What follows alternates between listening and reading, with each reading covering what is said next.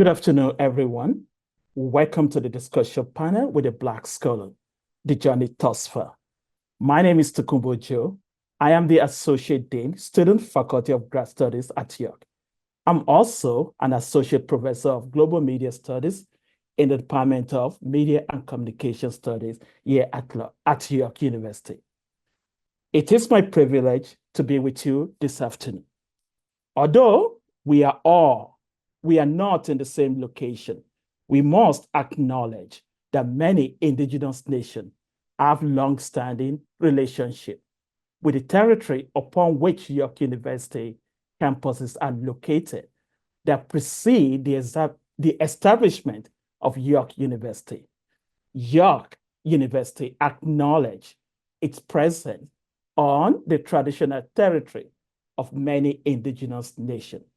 The area known as Takaranto has been caretaken by the Anishinaabe Nation, the Understate Confederation, and Iwak.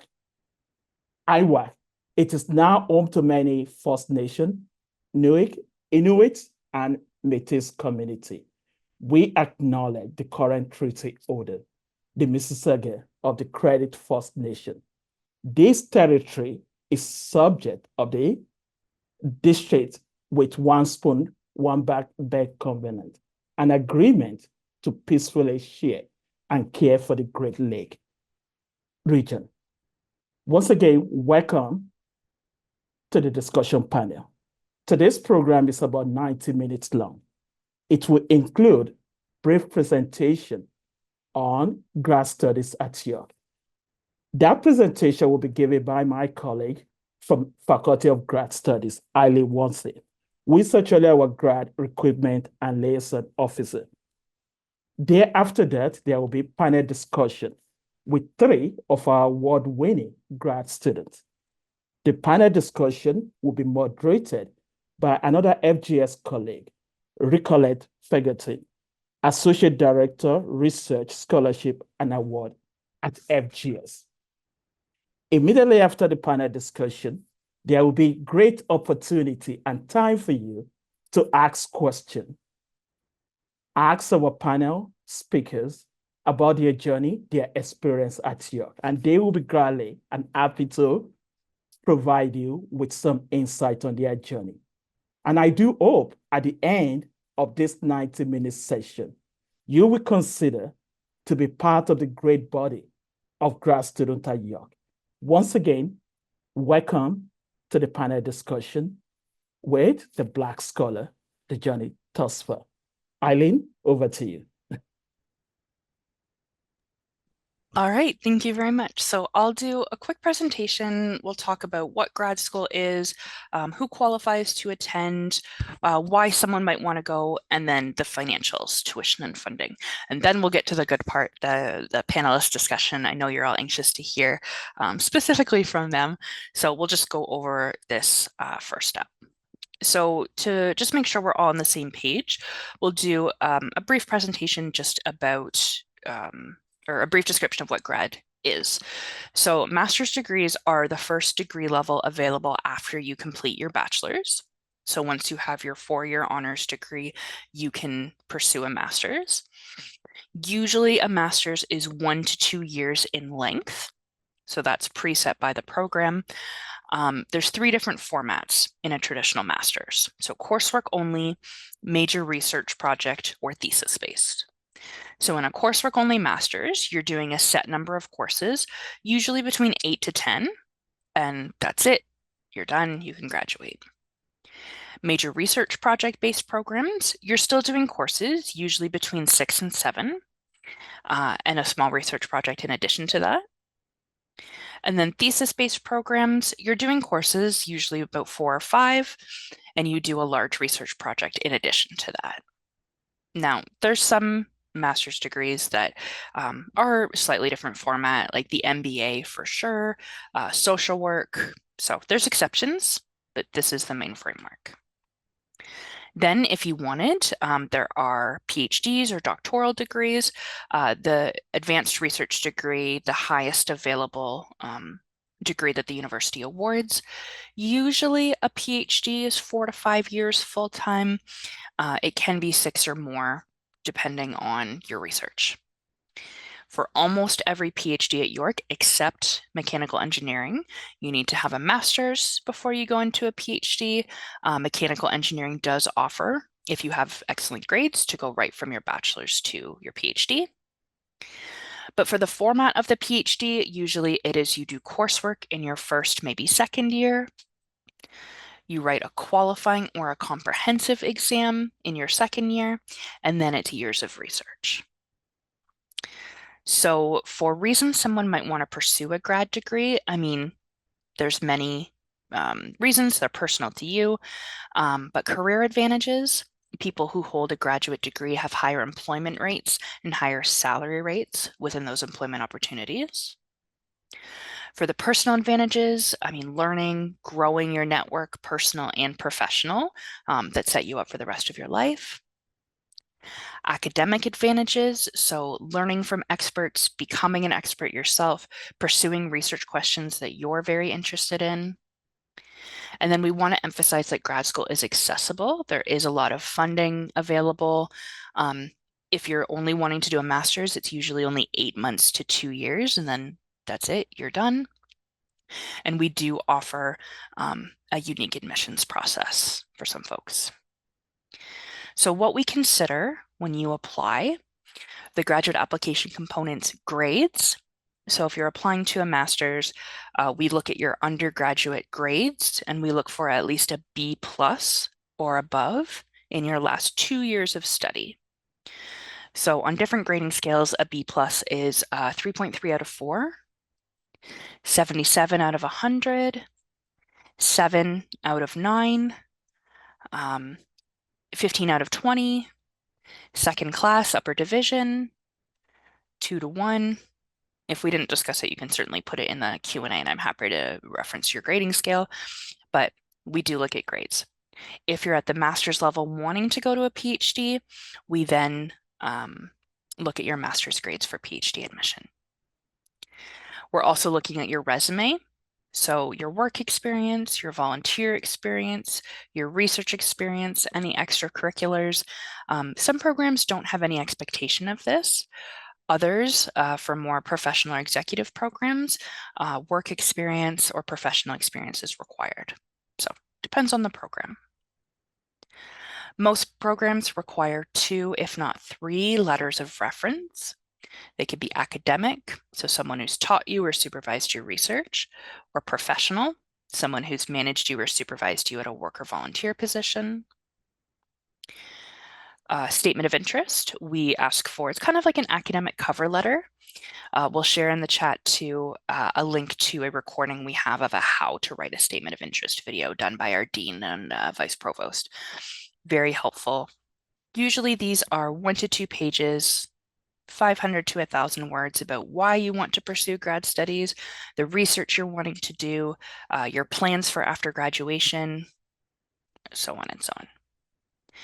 Now, depending on the program, there might be other requirements. There might be standardized test scores required, language test scores, a portfolio for art and design programs. Truly, it depends on the program. But for the most part, those 4 things are the core of the application. There may be some supplements as well. In terms of tuition or the cost of a grad program at York, most grad programs, domestic tuition is just under $5,200 for the year. International tuition for most programs is just under $20,000 at the master's level, or just under $19,000 for PhDs. Then one thing that most people aren't really familiar with is that graduate school is funded. So we do provide for certain programs funding packages where the university provides you money to support you as you go through your program. So these are the standard funding amounts for this year. They could be different for fall 2025. But the point is being, you don't have to apply for this money. If you are applying to a program that is funded, you are automatically considered for a funding package. So nothing extra that you need to do. if you apply for a program that offers funding, you're potentially going to receive a funding package. The details would be in your offer of admission. So if you get a funding package, great. You can apply for scholarships. If you don't get a funding package, you can also apply for scholarships. Scholarships are separate from funding. So there's kind of three main areas that we have in which we have scholarships: current student awards, federal, provincial awards, and other external scholarships. You could certainly ask any scholarship questions here. We've got our scholarship expert, Richolette, in the session today, but current student awards you can apply for once you are a student at York, usually worth between $500 to $5,000. Criteria for each is different. Federal and provincial awards, so at the Ontario or Canadian level, these awards are quite large, so they could be worth, $10,000, $20,000, $30,000, $40,000. They require an application. They're based on grades and research ideas. They're very competitive, and the deadlines are quite early. So we can also put a link for the awards in the chat, and then you can have a look and see if you might qualify. And then lastly, external scholarships, where you usually apply directly to the foundation or corporation that runs the program, and then use the money to study at York. So by and large, most grad programs at York only take on new students every September. There's exceptions, especially in Schulich, or there are a handful that offer January and May, but for the most part, it's September. Applications open 11 months in advance. So as of yesterday, applications for fall 2025 are open. The earliest possible deadline is December 15th. And then applications are usually, the deadline is between December and March. So December 15th, January 15th, February 15th, so on. You would find out your decision usually between February and June. July and August, you would connect with your program, and then September, school starts. So if you're interested in starting next September, fall 2025, you would apply between now and the program deadline date. So just a short plug here for the Faculty of Graduate Studies social channels. YouTube does host recordings of a lot of EGY sessions, Experienced Grad York sessions. We also have Facebook, Instagram, and X, where we share events upcoming. We share faculty profile, alumni profiles, student research. So lots of great info there. And I know a number of you are joining us live from YouTube, so thanks for joining. Lastly, I'll just leave you with the grad recruitment email. I'll put it in the chat as well here. So we'll do FGS apply at YorkU. If you have any questions about applying to graduate school, whether that's in 5 minutes, 5 months, 5 years, email us at any point. If we don't know the answer, we will refer you to someone else at York who does. So that's the end of the presentation. I'll just leave this up for 15 seconds if anyone, actually no, I put the email in the chat.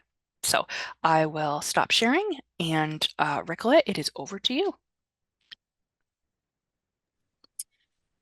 Thank you so much, Eileen. Hello, everybody. My name is Richolette Freckleton. I am the Associate Director for Research, Scholarship, and Awards here at the Faculty of Graduate Studies. Joining us today, we have Fatoumata Kane, Ifeyinwa Okadigbo, and Keye Ewebiyi. So they will be our panel members today, and I'm just going to give you a short bio of the great team that we have here. So Fatoumata Kane is a York University alumna with an honors degree in international development and is currently pursuing her master's in development studies. She's focused on forced migration and refugee issues. She explores how political instability and environmental challenges in Senegal affect Senegalese fishermen and drive their outward migration. Her experience includes roles as a program coordinator for the Black Environmental Initiative, contributing to the sustainability projects, and participating in COP27. She's also an engagement officer at UNICEF Canada, where she gained valuable insights into humanitarian work. Fatoumata also founded No Cook, a sustainable Afrocentric brand that promotes African heritage and tackles issues like colorism. With a deep passion for her communities in Senegal and Canada, she strives to bridge cultures and drive positive change. Then we have Ifeyinwa Okadigbo, who is a dedicated PhD candidate within the School of Gender, Sexuality, and Women's Studies here at York University. Her academic journey has been characterized by a profound commitment to unveiling the multifaceted dimensions of gender, coloniality, and African feminism. Ify holds an impressive academic record, boasting 2 master's degrees in gender and international development from the University of East Anglia in UK, and gender, feminist, and women's studies here at York University. Her research endeavors are anchored in a decolonial feminist perspective, reflecting her fervent desire to critically examine the ramifications of the colonial encounter and its enduring legacy on the lives, aspirations, and future trajectories of African women in the Igbo and Hausa communities of Nigeria.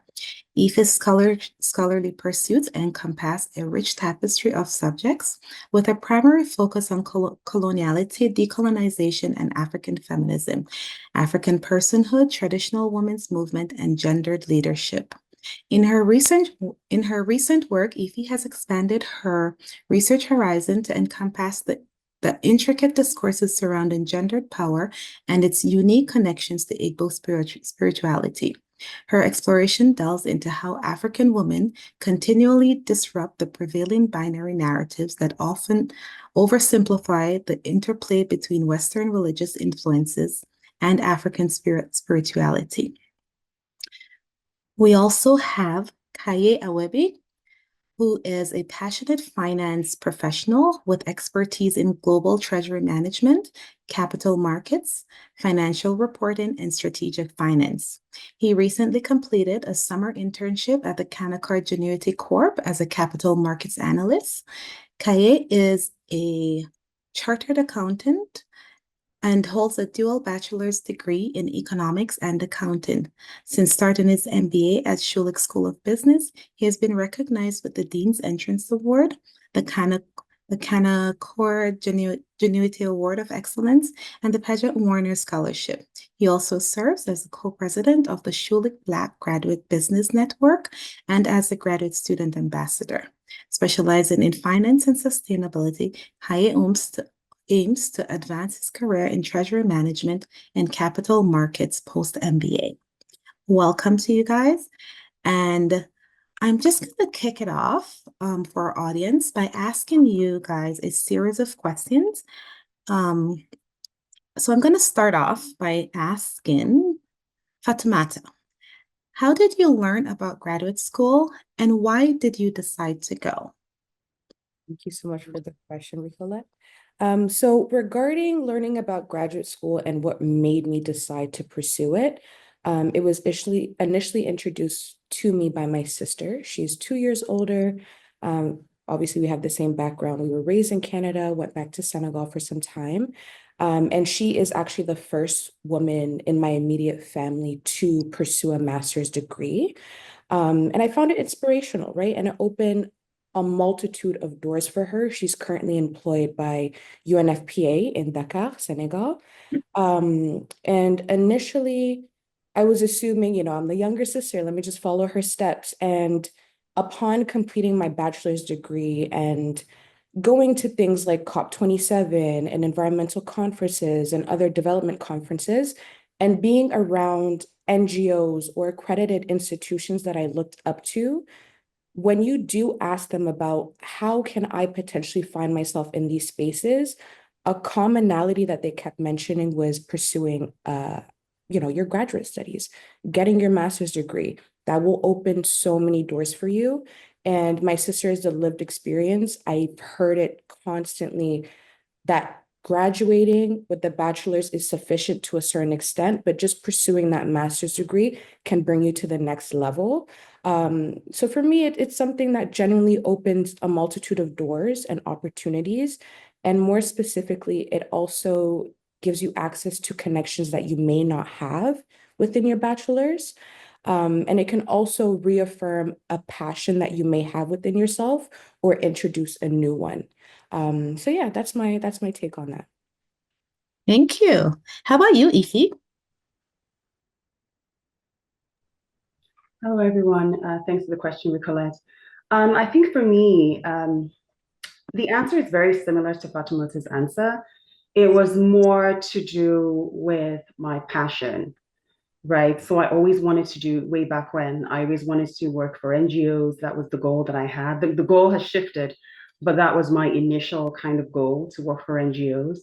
And like you said, I just found that my bachelor's wasn't sort of moving me in the direction that I wanted to go. It wasn't providing me with those kind of opportunities. So it started off as a passion. It also started off as a goal that I set for myself. I love to teach. I want to teach. And I thought, could I somehow combine academia and my love for NGOs?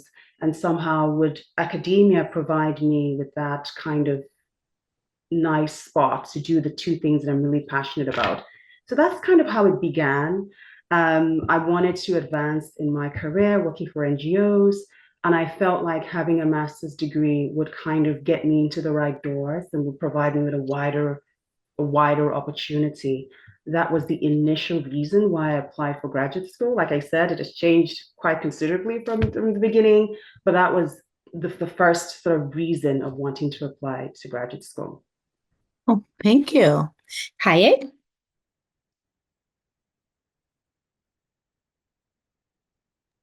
Hi, everyone. Thank you for that question. I would say that my experience is actually a bit different. I had started an MBA while in Nigeria, but I couldn't complete it due to my relocation journey. I relocated from Nigeria to the UK and then from the UK to Canada. And on getting to Canada, I'd always wanted to pursue my MBA. And I realized that doing that now as a newcomer would give me the opportunity to kind of build on my finance and leadership skills, and as well as gain a broader view of business management, especially within the North American context. And I also considered the fact that the MBA would give me the opportunity to build my network. As a newcomer in Canada, I felt that doing the MBA would allow me access to industry leaders, professionals within the finance and capital market space in Canada. And I'll also be able to learn more about the financial services industry, as well as the Canadian capital markets. So it's been a rewarding experience, and I have had the privilege of interacting with industry leaders, professionals, and yes, so that it has been a rewarding experience for me. Thank you. Thank you. So I'm going to move on to the next question. Fatoumata, what was your experience applying for your program? And do you have any tips for our students who are planning to apply in the future? For sure. Thank you for the question. So my experience applying to my program, Development Studies, was pretty straightforward. I did do my my undergrad at York, so it's not exactly a similar process, but I was already familiar with the system at York. As Eileen highlighted earlier, you have to send in your transcripts, you have to have your letter of recommendation, your references. I think in terms of preparation and maybe any tips that I could provide is start as early as possible. Even in the terms of just like considering what you want to study, be picky specifically. When you look into each program, make sure it genuinely aligns with what you want, right? So a master's program, it can initially boost you in the right direction career-wise. So you really want to ensure that if you're making this decision, it's of a benefit to you. Try to reach out to faculty. That's something that I did do as well, getting their perspective, understanding where individuals within the field are currently at in terms of their career can also help you understand your trajectory. And also look up graduates who took the program itself. People are willing to speak, whether it's on LinkedIn, a Zoom call. They can provide you with like the firsthand experience and perspective of a student who took the course that you want to partake in. But yeah, just start early, reach out to people for any of your inquiries, and make sure to pick something that is, of your interest and something that will benefit you. Definitely, definitely. Ify. So my own process is a little bit different. It was very stressful because I had like a 10-year gap in between or more. So I have two master's degrees. I did the first one a long time ago. I'm going to say almost 15 years ago. And then the second one was 4 years ago. So I had this large gap in between that I hadn't gone to school. I hadn't read any scholarly articles. I was kind of freaking out. And my education was from the UK. So it wasn't the same country. I hadn't done any education in Canada. I was very overwhelmed at how the whole thing was going to be. So it started off with first looking at schools, looking at what's out there. I knew the field that I wanted to go into, and I knew the kind of the program that I was looking to get into. So the first thing I did was I just started researching, just started looking at what's out there. When I found like a few schools that I thought were close or similar to what I wanted to do, I started sending emails to faculty and just trying to figure out what the program is like, if there'll be anybody interested in doing the things that I was interested in doing. I did that before I applied because I wanted to make sure. Because before I applied, I was working in corporate Canada, and I didn't want to let go of my job until I felt like I would get in. So I wanted to kind of make sure I was good before I started applying and changing my entire life. So I was working, I was sending emails, I was doing all of this simultaneously, but I started getting some, really interesting responses and from different schools. They were like, "Oh, we're interested in you. We might be interested in your work. Our school might be interested in this kind of research." And so I started applying. The application process was stressful. I had to get my transcripts from the UK. I had to get letters of recommendations. It was difficult to find some professors that had taught me years ago to remember me, and I'm trying to remind them of who I was. Do you remember me? I did this research. I was always sitting at the back. I was always the person doing this. It was a little difficult, but I was finally able to get some letters of recommendation. I wrote my proposal to the best of my ability. Like I said, I'd had a huge gap between going to school and working and having children, and I had many things that had happened in between. And so I applied, not feeling very confident, I must say. I wasn't sure if I would get a response, but I did, and that was the beginning of a whole new journey. But like you said, Fatoumata, absolutely, you have to kind of give yourself a year of just thinking about it, researching schools. I always advise people to get a notebook. I'm old school. I write everything down, so you can write kind of the schools that you're looking at.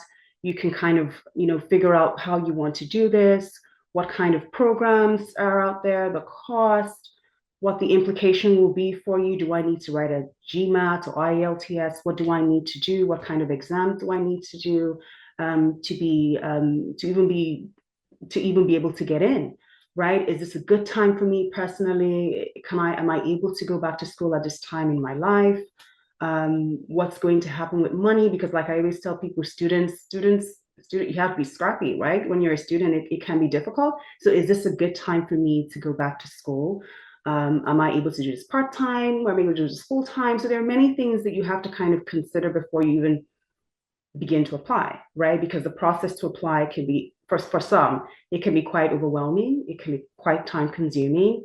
But when you've done your research, you feel you have this level of confidence when you're applying because you know what you're getting into. You kind of have an idea of what to expect in a way. It's full of surprises, but you have some idea of what to expect. And then you start applying. Apply to more than one school. Apply to as many schools as you can. I know there's usually an application fee, but it's worth it. Apply to many schools because the one school that you might be quite certain, or the one school that you might want to go to, may not select you as an applicant. So apply to as many schools as you can. Give yourself time. When you write your letter, your statement of interest, the proposal, depending on the program, I would recommend getting someone to read it, but don't send it to too many people, because I did that. I sent it to many people and the feedback was quite crushing, but send it to a few people that you trust and people that you kind of hope, preferably people that are already sort of in academia or close to your field, that can kind of give you like an objective assessment of what you've written. Send it to them and use their feedback if there's useful feedback, or not. Take that feedback in and do your best.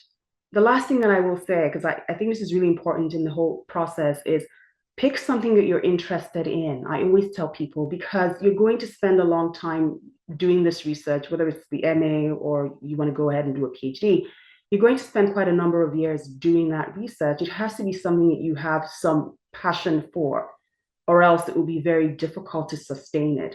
It has to be something you're interested in. It's something that you, every day when you have to write a paper on that topic, you are passionate about it, or else it can be very overwhelming. It can be very difficult if it's something that you're not interested at all in. So that's something that I would definitely remind people, that there has to be some kind of passion for it, or else it becomes very difficult. Thank you. Keye. Okay, thank you. My story is a bit different. When I started my application, I just recently moved to Canada, and I was trying to get settled in, as well as try to get my first job in Canada. And it was difficult, combining doing the research, applying to schools, with my full-time job, which I eventually got. And then also, I was also preparing to become, a first-time dad. So it was kind of very challenging for me. But in all, I think I applied to about 4 schools in Canada, about 2 in the US. But eventually, I got accepted into the 3 top schools in 3 top business schools in Canada, and one of it is Schulich. And honestly, I got a lot of support from the Schulich recruitment team. They kind of considered my application in its entirety, and I had a good experience from submitting my applications to doing the interviews, and also the support that I received before I started my program. And what I would share with those considering graduate schools would be for you to define your why. Why do you want to, pursue graduate studies? Why an MBA? How does it really align with your career goals and your future plans? And this why, defining your why, would really help you to put together a strong application, and it will guide your essay writing, your statement of interest, like Ify mentioned earlier. And it's also important for you to research the fit of the school. Is that school the right one for you? For me, when I was putting together my application, I got offers on scholarship awards from the other business schools in top business schools in Canada. But what really stood out for me for as far as Schulich is concerned is the fact that it has a very diverse cohort, as well as the strong alumni network. And the program is also very flexible, with the opportunity for me to schedule my classes, morning, daytime, or evening classes, or even weekend classes. In addition to that, it also offers me the opportunity to kind of like select from over 18 specializations. So you really need to put all that into perspective, before you decide on which business school or graduate school you want to go to. It's also important for you in putting together your application. It's important for you to kind of like highlight your resilience, your leadership skills, and your professional accomplishments. All those things need to come through in your application, so that you would not just end up getting their admission. You would also put yourself in a position to land, scholarship awards, entrance award. And it's also important for you to connect with current students, like Fatoumata mentioned earlier. Connect with current students, connect with alumni. They'll be able to like give you like practical information that will help you in putting together your application and also guide you in your program. Finally, I would also say that for your reference or recommendation, you should consider using people that really know you, people that know your story, and I'll be able to like put forward a strong recommendation for you. That is as important as the interviews and the essays that you'll be writing. Thank you.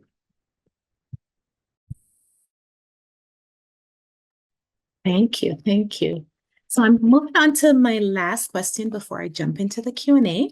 But I want to know, what have been your experience, or was your experience while in the graduate program? So while you were a student or while you are a student, what's been your experience? So I'm going to start back with you again, Fatoumata. Yeah, for sure. Thank you for that. So, as I mentioned, I'm currently in my second year of the development studies program, and it has been fruitful, stressful too, to be honest. But obviously, these are things that I prepared myself for mentally. I think my colleagues highlighted this equally. It's not a walk in the park. You know, you do have to ensure that if you're pursuing a master's, you're capable physically, mentally. It can be a lot at times. So yeah, I feel like my process as of yet has been great regardless, because you finally get to apply what you've learned for years. Like in my bachelor's, I did international development. In my master's, I'm doing development studies. So years of just focusing on the literature, you know, the lectures, and now you're able to go in and put it into practice has been phenomenal. So within our specific program, we get the chance to do field work. And it's an amazing experience. My research is obviously centered around Senegalese fishermen, as they do play a crucial role economically, culturally back home. So I got the privilege to spend my entire summer with my community members, understanding their perspectives and being able to connect with them at a deeper level that I never thought I'd be able to.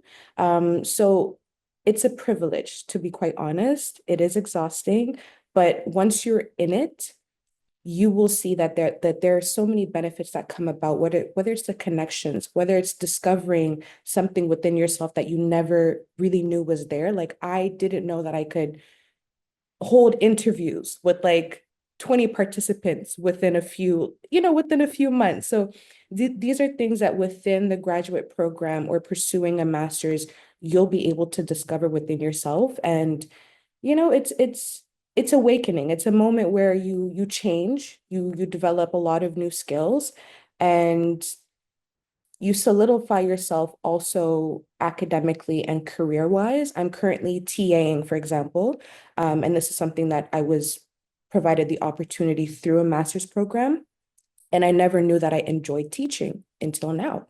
So there's a lot of opportunities that come about. Like I did say, it is very stressful. But if this is something that you are considering, the time will pass regardless. So I would say just go for it. There are support systems specifically at York University. I know that we provide mental health services, social services, etc. And another big thing is the classes are a lot smaller. So you do build deeper connections and friendships with your peers. So you're never really alone, if that's something that you fear. But yeah, ultimately, my experience has been quite good. We're currently writing up the MRP. So, just dealing with that right now. But apart from that, it's been a good process, to be honest. Wow, thank you. Ify. It has been everything. It has been good, bad, and ugly. I've had lots of great wins I'm currently a fourth year PhD student at GFWS. So it's been a long journey. And before doing the PhD, I did an MA. So I did back to back. I completed the MA and I went right ahead and did the PhD. And so it's been everything. It can be extremely strenuous, right? It is very rewarding. And I think the key here is passion. If it's something that you're passionate about, it definitely makes up for it.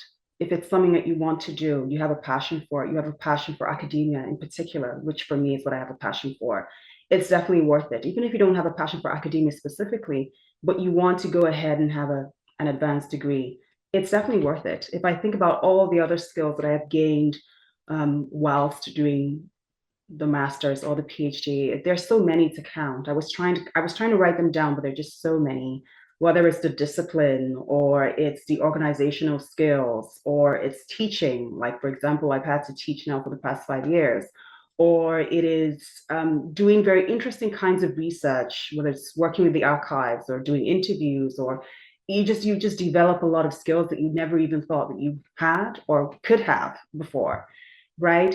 So you become incredibly versatile. You become a multitasker. That's what you want to be, but you will absolutely become a multitasker. It changes you. It has changed me profoundly in more ways than one. It's really difficult to even itemize how it has. It has changed my entire look on life and my future, the things that I want to do with my time, the places that I want to work. It's made me very picky about the things I want to do, the people I want to collaborate with. So it develops you in many different ways. It's very all-encompassing, really, because you are forced to develop a passion and to work really hard at that passion, right? There are not many institutions or jobs that kind of forces you to do that. And so it's a real blessing. It's a real a privilege as well to also be able to do that, to be able to take out time as an adult and go back to school and do this. It's a huge blessing. So there are just many skills that one develops while doing a PhD or a master's in this case. And I have also found York to be very supportive, right? I found York to be very supportive, whether it's going to the wellness center or whether it's getting resources for different things for funding, other things that you want to do, programs that are, and there's so many programs in Europe, maybe too much, programs that you want to get involved in. I found it very, very helpful because I can compare York and the other school that I did my MA in. So I have two schools to kind of put side by side. And I have found York to be very helpful, very encouraging. I found that there have been many opportunities within York to grow, many opportunities to collaborate, to do things with people in other faculties, build my network. That has been very helpful as well. So there's just many skills that you pick along the way while you're doing this, this degree or this kind of advanced degree. There's just so much to gain. It's definitely worth the stress for sure. I can say that personally. Lovely, lovely. Thank you. Hey. Yeah, thank you. So my MBA experience has been very transformative. I would say when I started my MBA, I had a number of goals that I planned to achieve before completing my MBA. And I would say I've achieved like 90% of that, even though I have like a year to go. And the MBA program is very intensive, it's very demanding. But the flexibility of the program has really helped me to overcome most challenges that MBA students would complain about. Like I mentioned earlier, you can structure your classes, take daytime classes, evening classes, as well as weekend classes, so you can always work around that. And also, one other interesting feature of the program is the study group-based, module. So I get a chance to like work with a group of students from diverse backgrounds, different nationalities. And in doing that, I learn a lot about their experience, their culture, which is really one of the major components of an MBA program for you to have that global perspective, And I would also commend the Center for Career Design. They've been quite supportive, rendering coaching sessions, career fair to, interact with industry leaders. And I've been able to use their services, to package, rewrite my resume, prepare for interviews and all that. And all these experiences have really helped me to, just this past summer, I interned at Canaccord Genuity as a capital market analyst. And honestly, my my MBA goal has always been to further my career in finance and capital markets. And being able to do that internship has really like set me on the right path to achieving my post-MBA goal. And I've also had the opportunity to engage with industry leaders, via classes, networking events, and the engagement that I had with them has actually been very transformative for me, getting to understand the financial services industry in Canada and the North American capital markets. I would also say that the Shilika MBA has really, equipped me with specialized finance skills. And I've also gained further insight into sustainability studies, which is kind of like a very new knowledge area for me. And I've been able to hone my skills in business, in leadership. I've been the co-president of the Shilika Black Graduate Students Network for a couple of months now, and that experience has also been very rewarding. I lead a team of about 10 to 15 executive members, and this would be the first time I'll be leading, a team as big as that, and I've been able to develop my leadership skills in doing that, organizing events, building an inclusive environment for African and Afro-Caribbean students at Schulich School of Business. Thank you. Thank you. So we're gonna move to the live Q&As, and we have a number of questions that came in from our YouTube viewers while our panelists were speaking. But I'm also gonna bring back our Associate Dean Tokunbo Ojo, so that he can share some sentiments, and I think he has some questions for our panelists. Thank you, Richolette. So one of the questions that I have for the speakers, why did you choose York among all the other schools that you applied to? Why York? Can I answer that? Yes, please go ahead. Okay, so I feel like I do have to mention that I did apply to different schools. I applied to U of T, I applied to a few universities in Europe as well, specifically France and Spain. And I applied to York. And it's like, I did my bachelor's here. I wanted to expand my horizon. I wanted to go elsewhere. But upon applying to York, and this is something that Eileen highlighted, you are provided financial support. So that's another big thing. Life is hard at times, we all need that boost. And the fact that you can pursue your studies while simultaneously benefiting financially and, being able to cover certain expenses, etc., without having to worry about that was a big thing for me. It's a safety net for a lot of people. And this is something that, you guys should be aware of. York does provide funding in that sense.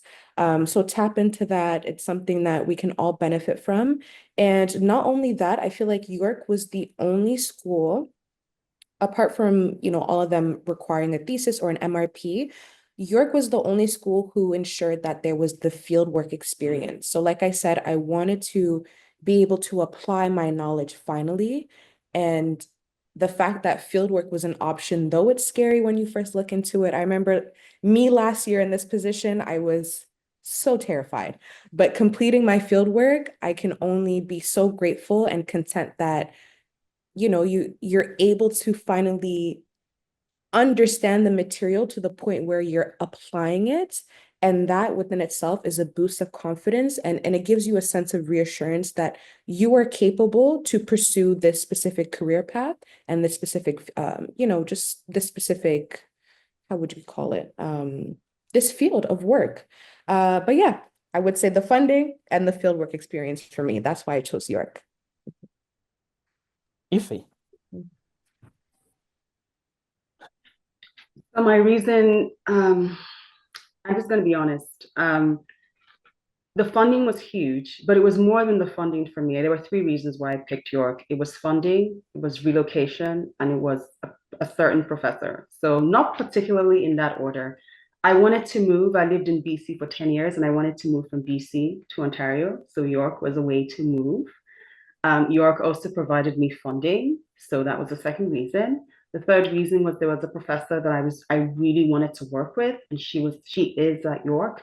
And so that worked out perfectly for me. I could get into this school and work with this professor that I really loved, get funding. I don't have to pay for this. And I also get to relocate my family to Ontario. So those are kind of my reasons for choosing York.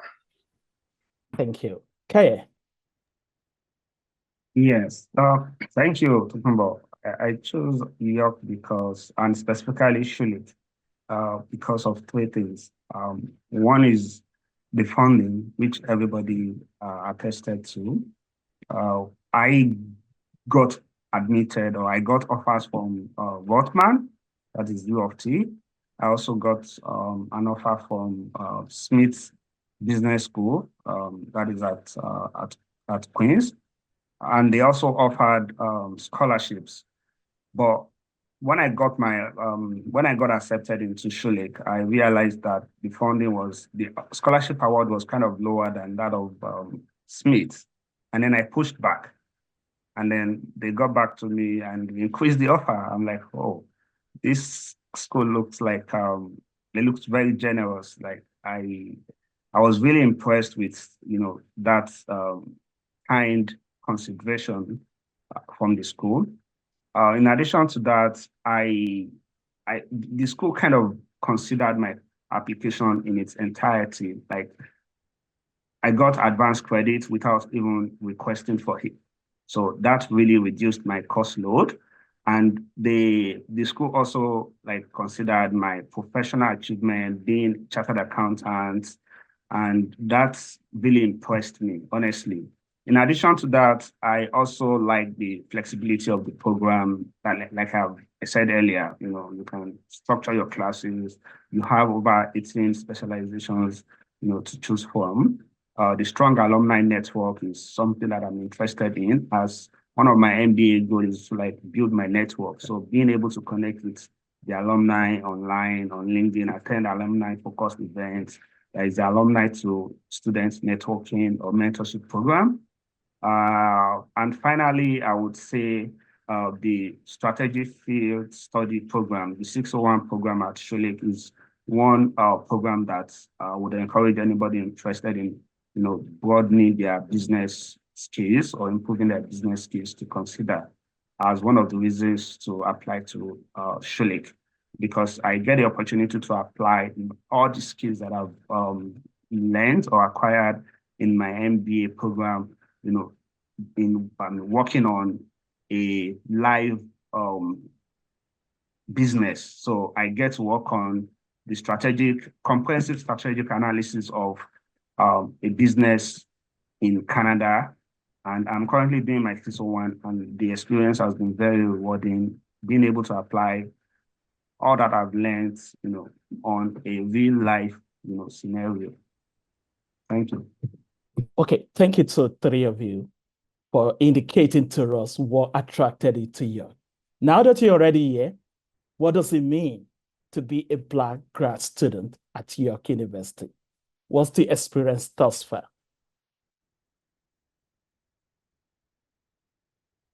Yeah, I can go first.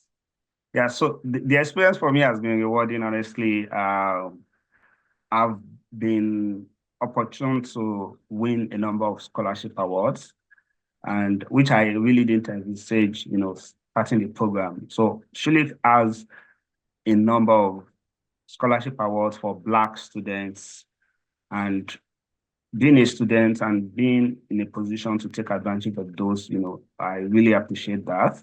And secondly, as the co-president of the Shulik Black Graduate Business Network, I've had the privilege of, advocating for the interest of Black students at Shulik, and we've received very wonderful reception from the stakeholders, the management, and the faculty at Shulik.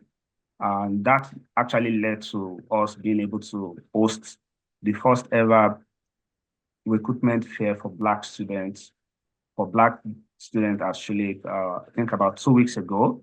We received immense support from the Center for Career Design. We received immense support from the faculty, and the conversation is still ongoing. We're looking at how we can improve, studying conditions, career opportunities for Black students at Shuluk, and we've been receiving immense support. So this is one of the reasons I would encourage anyone, any Black student interested in pursuing a graduate study in business, to consider the Shuluk School of Business. Thank you. Ife, I'm just going as I'm seeing you guys on my screen. So the Black community at York is very visible, very prominent. That was a huge surprise for me, living in BC and schooling in the UK. And I came here and I noticed a very Black, very visible, very vibrant community. I'd never seen that before. Most of my professors in GFWS are people from the Global South. I had never seen that before. It was very reassuring to me because it kind of gives you an idea that there's opportunities for people like us, right? It gives you this feeling that if I graduate, if I'm interested in academia, there's positions available for people like me. This is not an aspiration that is far off from me. This is something that is attainable. There's a lot of funding for particularly Black students, at least in my program, in my faculty. There's a lot of visibility and there's a lot of prominence of just Black people in general at York. It's not there's a lot of diversity. All you have to do is show up on campus and it just slaps you in the face. And for me, coming from a community that was the opposite, I probably noticed it more than people that have always lived here and this is their normal. I was coming from a completely different environment and I came here and it was so reassuring and it was very comforting. So if people are interested in being in an environment that's quite diverse and has a lot of visibility for Black people, I can't imagine it being more diverse than York. I don't know. I've not seen it more diverse than York. This is where you have to be. And not only for like the students, not just for students, for faculty, right? There are many, like, look at who's asking us a question. Like, I don't know, I don't want to be obvious, but that's not a problem that you should encounter at York. It's a very vibrant place for people of color. It is an incredibly, you won't feel like an outsider. You won't feel like you stand out. And for a Black person, that's incredibly essential. Well, for me, it's immensely essential because it kind of, you just feel like you're home. You feel like, there's a lot of community. I don't care where you are in the Global South, you find your people, you'll find your community, you'll find people from your town and people, it's that kind of place. And so that is an immensely reassuring thing for me, that I'm in a school that I'm visible, I'm important. I know that if I want to reach out to people in faculty that are from my community, that is just an email away. They're completely accessible and they're in different levels. They're everywhere. In every faculty, in every program, you will definitely find lots of variety, lots of diversity for sure. Thank you. Fatima. Perfect. I feel like my colleagues highlight everything. York it's diverse. York is an inclusive environment. Coming straight from Senegal back to Toronto, you would assume that diversity wouldn't be the reality, but upon my arrival, I had communities of like West African, East African, Caribbean, Black students. So it's a safe space. You will find community. It's a welcoming space as well. And as if you highlighted, the fact that within faculty itself, you have people that resemble you. Like my master's research supervisor, we have a similar background. We speak French, there's a bunch of similarities that we hold, and that can bridge a lot of barriers in terms of like academia. Sometimes, you're dealing with not feeling included. You feel like this is not a space for you, but once you see people within higher positions who have completed similar processes as that you're currently in, you feel like you belong. And I think that's something that we all deserve to feel. There's also programs and scholarships that you can apply to specifically for Black students, which is amazing. And yeah, the diversity that we do have access to just makes you feel less alone, especially if you're, you know, an international student and you don't really have community just yet. Just know that that can be found through university, through these programs. And yeah, that we can actually exist and thrive in these spaces. While you're on that point of the international student, one of the questions that always come up frequently, what's the transition like for an international student, even out of province student, to be at York? Can you shed some light on that? For sure. The process, like I said, for me, there's definitely an expectation that you may come in with, but in reality, it's completely opposite. Leaving Senegal and coming here on my own, I assumed that I would be isolated. I assumed that I wouldn't be able to find community or potentially that I would lose myself. But because of the field that I was in, international development, we're talking about issues that directly impact my community, for example. I'm surrounded by people who come from quote unquote the global South.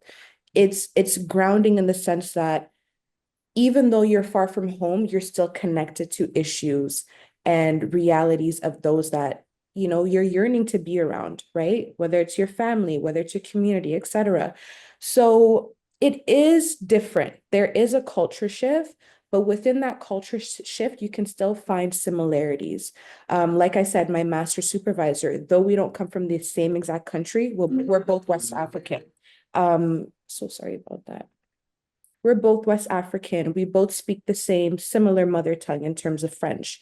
So a lot of the things that you fear disconnecting from, you can still find that within the university life. You just have to find the specific groups, the specific communities, etc.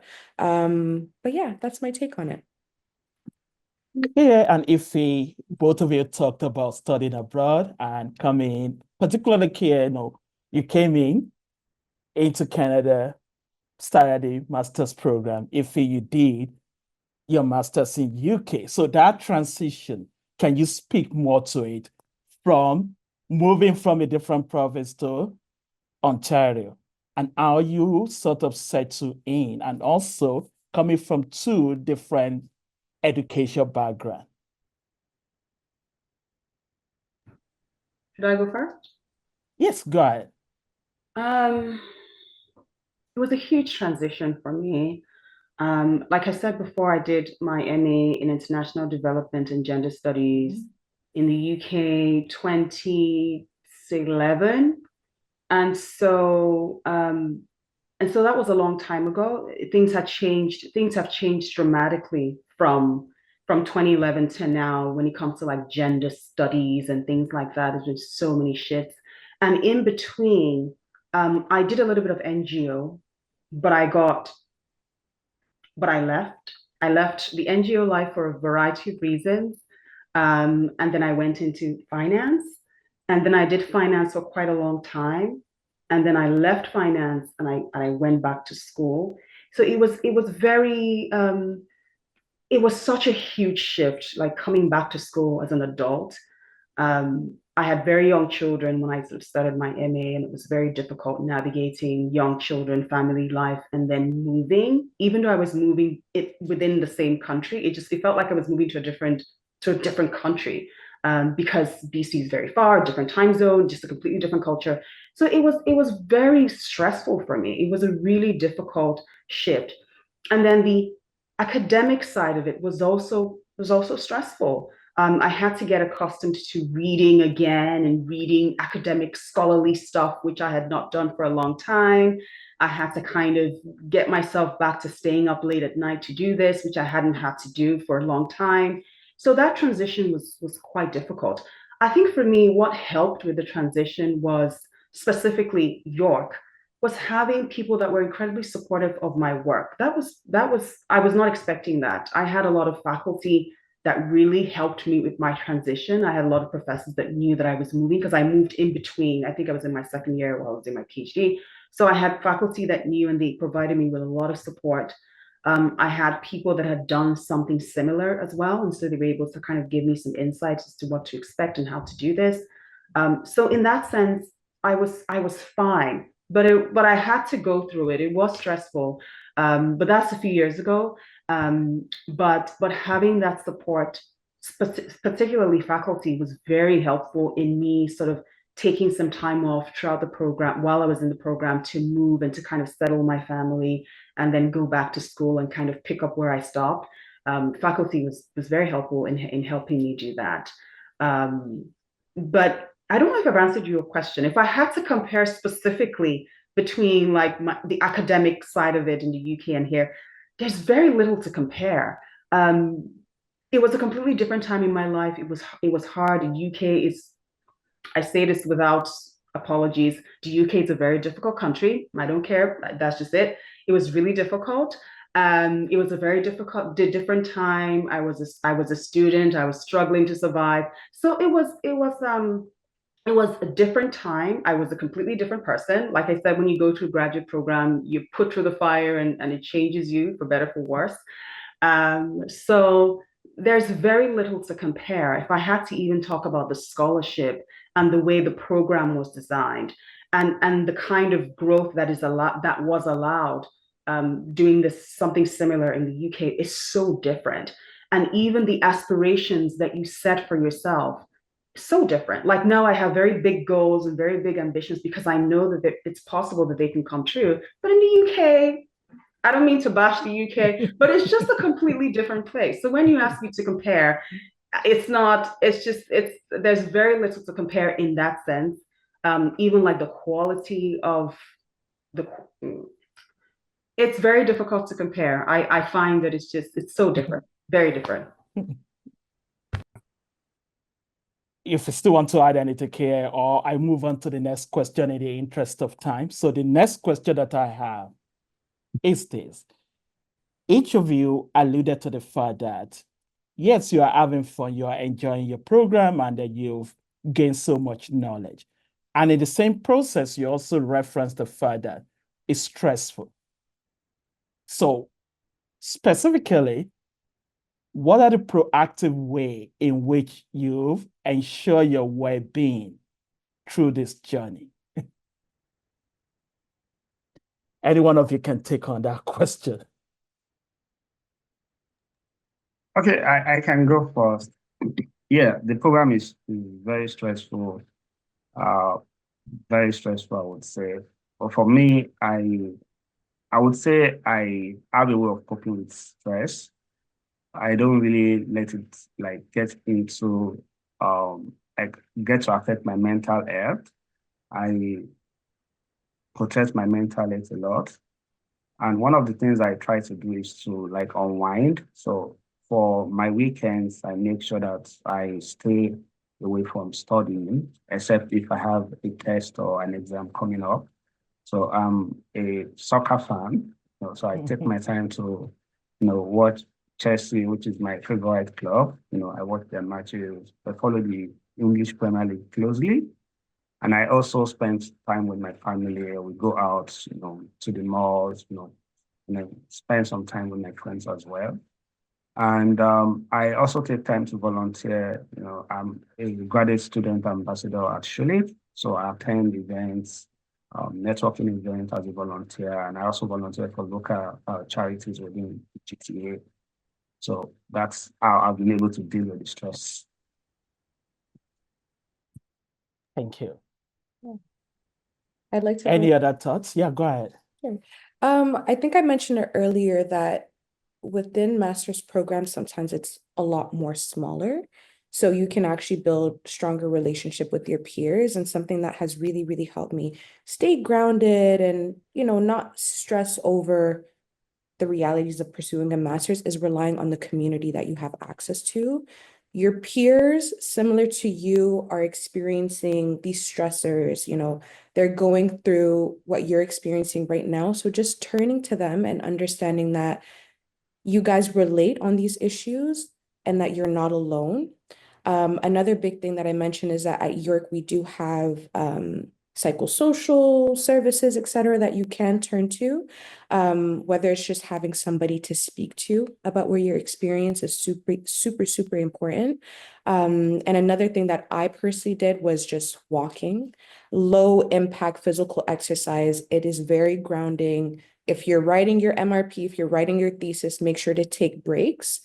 Go out in nature, walk. It'll actually like liberate your mind and give you a new thinking process. And something that we're reminded of constantly, but it sounds so silly, is just to breathe. Allow yourself to feel, to experience what you're going through, and just breathe. You're not alone. There are services that can support you. And if when you're in doubt and you just need to take a break, go for a walk and reconnect with nature. Thank you. Ife, any other thoughts or perspective you'd like to share? It's very similar to what Fatoumata said. Community is big. Community has really helped me a great deal. I have a bunch of ladies, and we have our WhatsApp group, and we kind of check in.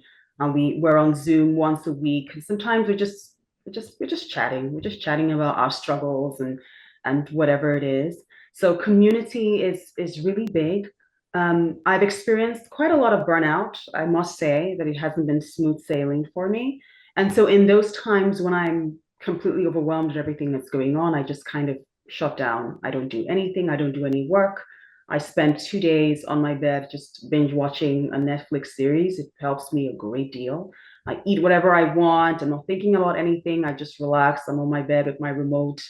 My kids are not allowed to disturb me in this time. And that's kind of what I do. And it's very helpful. It sounds small, but it always helps me recharge. And then when I come back, I can kind of do my work. So just take time away, have community, and pace yourself. Because what happens in graduate school is that you kind of set goals for yourself. You say, by January, I should have done this, done this, done that. By February, I should have done that. Those goals, sometimes you won't be able to hit all those goals. You have to kind of be kind to yourself, that you may not be able to hit all those targets exactly when you've set them. So those targets, sometimes you have to be really flexible with the targets that you set, and know that they're always going to be revised, and you have to look at them again and make sure that they work. Because you can't hit those goals if you're sick. You can't hit those goals if you're burned out and you have nothing to give. So be very flexible with your goals. Don't feel guilty when you're taking a break, because it's a long journey. Don't feel bad if you have to come back and revise those goals, because that doesn't mean that you failed, right? You're going to continue to revise your goals. And ultimately, it's not that deep. You'll be done, you'll be fine, you get to graduate. It works out at the end. It works out at the end. So your health is very important. Thank you for those thoughts. And I fully concur and I agree with those thoughts. We have 3 more questions, and one will be directed at my colleague. So, Eileen. All right, thank you. So yes, we have 3 questions. First, well, okay, let's go with Richolette to give you a break. But so for Richolette, what are the differences between scholarships, bursaries, and awards? First, so I didn't know I was going to be on the spot today, so I'm going to take this moment to plug our session tomorrow. We have a scholarship session for the experienced grad, and it will be at 9 a.m. So please feel free to join us. Scholarships are usually merit-based, and sometimes there are financial need components, but it's usually based on academic excellence. Same with awards. Bursaries, on the other hand, are usually based on financial needs. There are some bursaries that looks at your academic record, but for the most part, priority is usually given to students based on their financial needs. And here at Faculty of Graduate Studies, we have a number of scholarships, awards, and bursaries that if you're coming into an eligible program, you're going to be able to apply to. So, and if you want more information, because I don't want to take over this session, please come by our session tomorrow. Right, and we've shared the link to register in the chat. That's the most recent one. So at 9 a.m. Eastern, please join Richolette to learn a lot more. Tokunbo, we've got one for you. More about the process of admissions. What does the adjudication committee look for as the standout point for an applicant? Good question, but let me just put it this way. It varies from discipline to discipline. But the first thing is always your statement of interest, because that's the first way to pitch yourself to the program, in which you articulate your goal. You align it with the program. Keep in mind, when you're applying to grad school, it's about relationship. You're coming to learn, they have something to give you. So your statement needs to capture that. What you want to do, how that program will enhance you, who you want to work with. The other thing that also makes it to stand out, solid reference letter. Get reference letter from people that truly know you, that truly know what you're doing and can speak to your strength. Because those reference letters could make or break sometimes in the competitive pool. Likewise, your grade matters. No, the benchmark is B+ for most programs. Some actually have B. But let me just paraphrase this way. If you're in the third year as undergraduate students, and the first 2 years has been disaster, and now suddenly you are picking it up, well, rest assured, you will still be able to make it to the grad school, because when we are looking at the grade, we look at the last 2 years of your undergraduate. We are cognizant of the fact that the first year could be problematic, people leaving home, so many things happen. Maturity might not be there, being trapped in the big lecture classes. But broadly, the totality of the application also make big difference, because you don't want a situation whereby one component is stronger and one component is weak.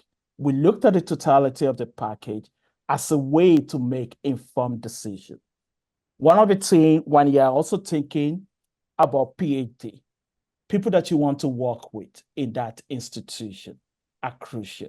You might have the best application, but if there's nobody to supervise you, the possibility of being admitted into that program is slim. So by and large, do your own work about the program, understand what the program has to offer, also think about what you want, and then articulate your position and your interest in the program in the statement of interest. Speaking from the experience of somebody that go through this every year. The first thing that I looked at is the statement of interest. If you cannot articulate yourself properly there, even when you are A+, I put you on the maybe. But if somebody could articulate and they are actually B, they could rise up. Because again, I look at it in conjunction with other things in the package. And that means that, in essence, do your own work. Carefully identify the program, and that will make it to stand out. But again, this is not something that you prepare the day before the application is due. As the speakers have mentioned, it takes months to actually get this together. It also takes giving it to other people to look over and ensuring that you recruit the right set of prof to write reference letter for you. Now, let me speak to the elephant in the room. And if we reference this, you might have been out of the school for many years and you are no longer in touch with your prof. Nobody can identify you. Some programs actually allow you to have one professional reference letter. But that reference letter also, when you're using the professional one, speak with the individual. Let them know why you're coming back to school. So that way, when they write a letter, it's not out of place. So collectively, emphasis is placed on the academic reference letter, but professional reference letter are also acceptable. Hopefully that provides some insight on the process. Yes, that was great. Thank you. Last question. Now, I'll put it to the panelists first, but Richolette and Tokunbo, you're welcome to share as well. What is one final thing you would like to share with future Black students interested in coming to York? So whoever would like to go first, go ahead. I can start. So your program, so York has a lot of support services. The Faculty of Graduate Studies is one, and your graduate program, as well as the peers that you get to meet in your class, in your classrooms. A lot of our, and I'm going to speak from scholarship and awards perspective, a lot of our successful scholarship and award winners have a strong network that they're able to provide their research with. They share their work, they get feedback across the community. I know for our committees, we have a multidisciplinary committee. So if your work is understood across the spectrum, then you have a better chance of getting a scholarship or being recognized for the work that you do. So for me, and I think one of our panelists mentioned it, build the network, build relationships, and seek out the resources that we have. Attend the orientations, attend the sessions that Faculty of Graduate Studies have, attend our wellness session. We have different workshops, info sessions. Seek out the information long in advance. Don't do it the day before and expect that it's always going to work. We're living in an age of technological difficulties. So when you just least expect it, something might shut down. So always also give yourself time and also give yourself grace. Okay, I'll go next. So the last advice I would give is to not lose sight on the end goal of your graduate studies. What is the final goal? Like, if you are coming to York to study for maybe your master's, you would want to maybe land a job at the end of the program. So this is the mistake a lot of students make. They focus so much on, class activities, but it's also important for you to work on networking as well as, take advantage of the Center for Career Designs, whether at Shule or at the other graduate schools. It's very important for you to unlearn and relearn some of the things that are considered important for you to land a job, such as, writing your resume, preparing for interviews, networking with industry professionals. I mean, you can do all this, with the help of the Center for Career Design and other resources provided at York University. So it's important not to leave this part till the end of your studies.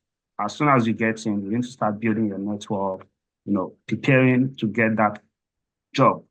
I'm a very good example of, doing all that. I recently got a job that I would start post-MBA. So I didn't have to wait till the end of the program. I already have something waiting for me. So, and it's because I've been able to leverage, the Center for Career Design, attending networking sessions, information sessions. I would encourage anyone coming to York to take advantage of all the resources available, at the Center for Career Design. Thank you.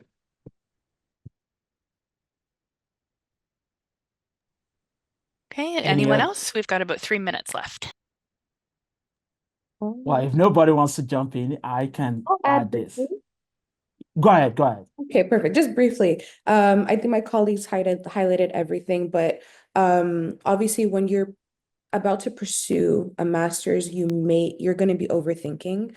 I do want to highlight, do not overthink yourself out of great opportunities. As Black individuals, we deserve to exist in these sort of spaces.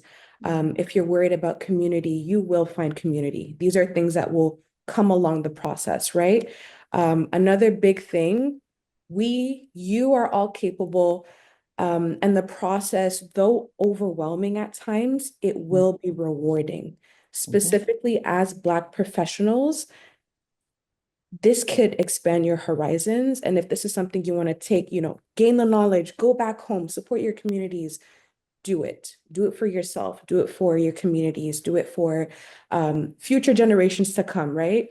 So yeah, I just want to premise that as Black professionals, do not limit ourselves and do not fall into the cycle of doubting yourself to the point where you don't pursue something. So just go for it. That's all I wanted to add.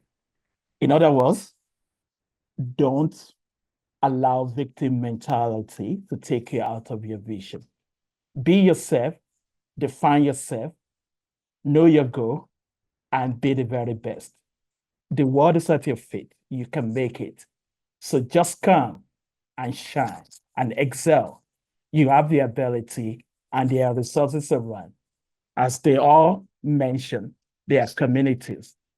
And you be part of that community and carry the next torch for the next generation. So just come and have fun with us. Wonderful. Okay, well, thank you everyone so much to all of our panelists, to Richolette and Tokunbo. Thank you for your time, for your energy, for your really thoughtful answers to the questions. Please reach out to FGS at any time if you have any questions about applying.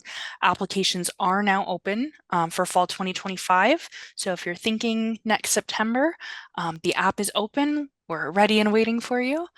But thank you again. And everyone, have a great rest of your day. We hope to see you at more EGY today, tomorrow, and Friday.